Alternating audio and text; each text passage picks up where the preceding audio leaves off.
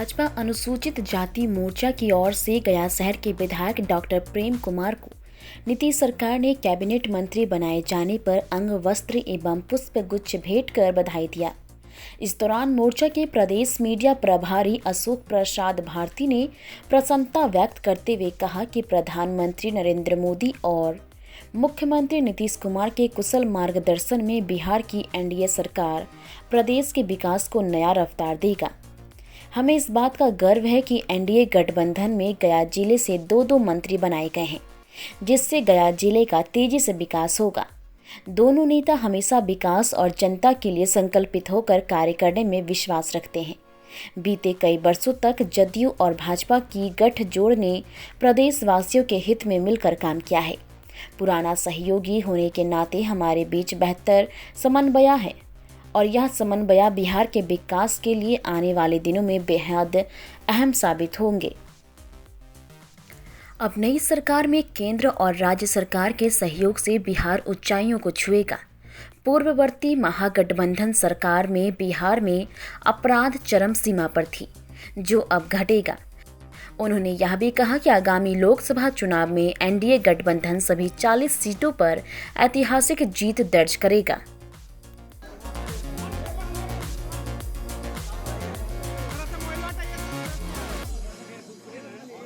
उनके बातों में कोई दम है ही नहीं रखा और आज वास्तव में बिहार की जनता जग गई जाकर अब देखिएगा लोकसभा चुनाव का रिजल्ट बता देगा आपको जनता किधर जा करके है। और 2025 में फिर से बिहार में एनडीए की सरकार बनेगी।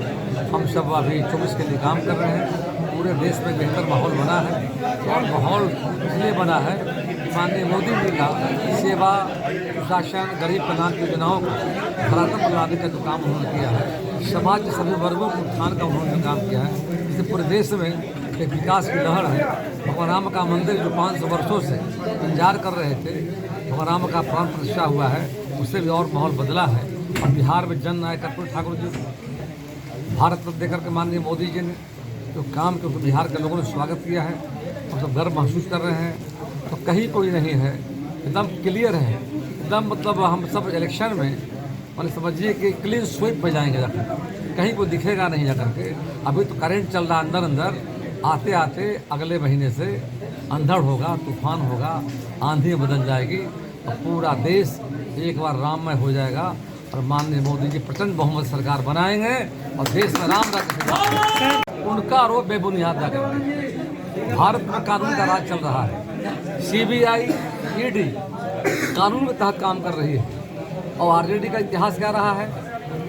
चारा घोटाला, दवा घोटाला, अलकतरा घोटाला, घोटालों की सरकार थी। बिहार के अध्यक्ष जनता ने देखा जा करते कहीं भाजपा का हाथ नहीं जा करते।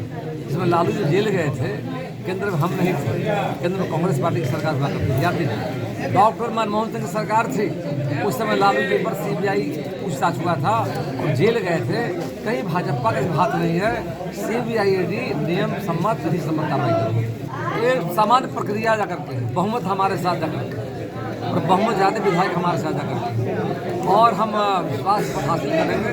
महामंत्रिपाल महोदय का निर्णय हुआ, आदेश हुआ है 14 दिनों के अंदर में 10 तारीख से बिहार विधानसभा का सत्र शुरू होने जा रहा है। संयुक्त अधिवेशन होगा, महामंत्रिपाल जी का संबोधन उद्बोधन होगा और ज्वाइंट सेशन चलेगा। उसके बाद हम विश्वास में प्राप्त